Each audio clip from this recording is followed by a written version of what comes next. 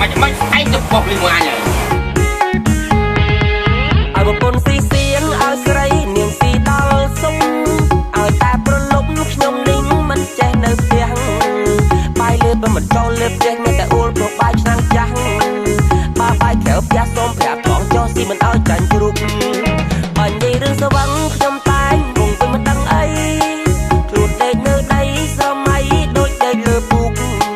មនុស្សពីរបីនាក់មកដាស់មិនភ្ញាក់ថាវាបានគុណជ្រូកមកឈ្មោះអ៊ូពូកឲ្យខ្ញុំភ័យរត់ភ្លុកទឹកភ្លុកដីមិនរត់ខ្លាចជ្រូកប៉ុន្តែខ្ញុំខ្លាចរឿងមួយយ៉ាងស្រវាំងដេកចងាងខ្លាចណាស់ឡានឡោកាន់ដី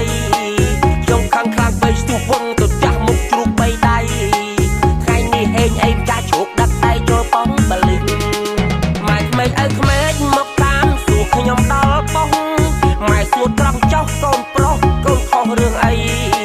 ខ្ញុំចូលបានចិត្តខំប្រឹងចំតិតស្រែកយកមកនាលដៃកូនមិនដឹងខុសអីចាស់ជ្រូកបីដៃព្រោះជ្រូកវាឆ្លើយ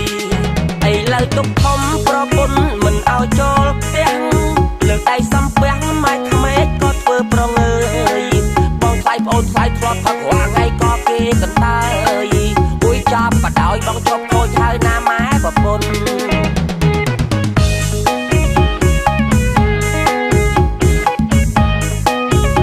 លីហើយពិភពលោក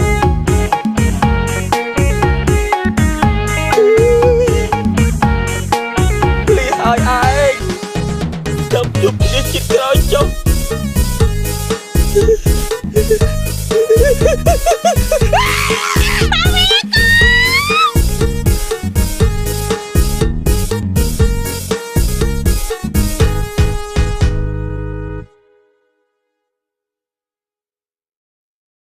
ស្រាបៀរជាតិមោទនភាពជាតិ